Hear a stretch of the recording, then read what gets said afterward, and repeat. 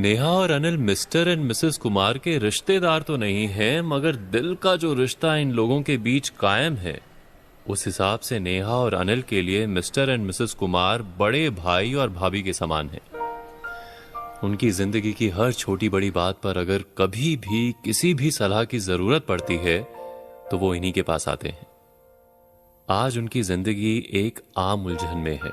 आम इसलिए बोल रहा हूं क्योंकि ये कहानी हर घर की है, और उलझन इसलिए क्योंकि हर घर की कहानी होने के बावजूद बहुत कम घर इसका हल निकाल पाते हैं। उस दिन जब नेहा ने फोन किया तो वो हेलो कहने से पहले ही रो पड़ी थी और बस इतना कहा, भाभी अब और बर्दाश्त नहीं कर सकती मैं, it's more than enough for me. Anil को मेरी हर बात से प्रॉब्लम है, कुछ भी सही नहीं लगता उसको। नेहा पहले तुम शांत हो जाओ, रोना बंद करो, बताओ हुआ क्या, मिसेस कुमार ने कहा।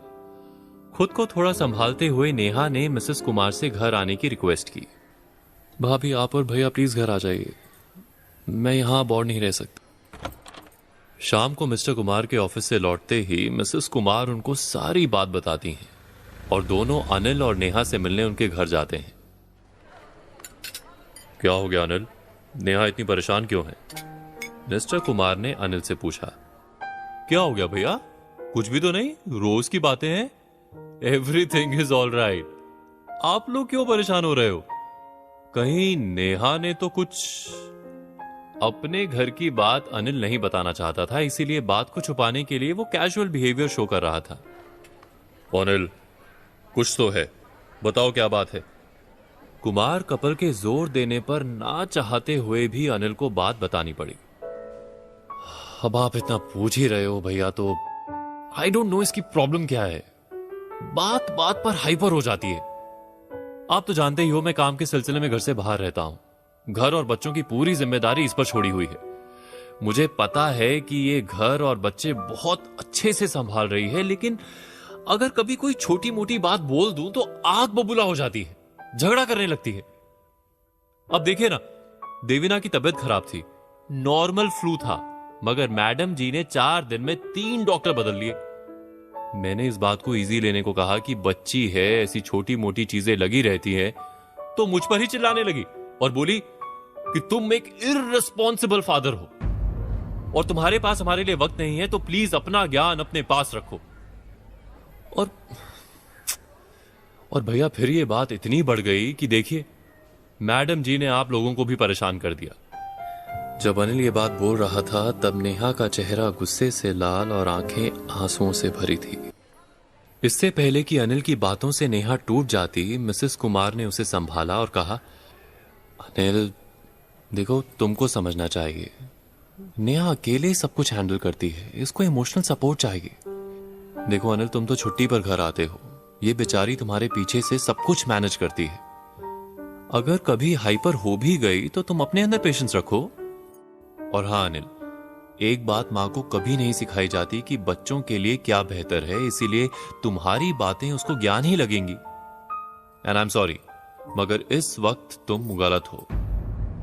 अरे तो बेचारा घर से बाहर क्या ऐश कर रहा है, इनके लिए ही तो मेहनत करता है ना, उसे क्या शौक है फैमिली से दूर रहने का। तुम लोग नहीं समझोगी कि बाहर काम करने वालों को कितना स्ट्रेस होता है, मगर हम लोग अपना स्ट्रेस कभी तुम लोगों पर जाहिर नहीं करते, तो इसका मतलब ये नहीं कि हमें सपोर्ट नहीं चाहिए। नेहा को भी समझना चाहिए कि इतने दिनों बाद अनिल घर आता है तो खुद पर कंट्रोल रखा करे।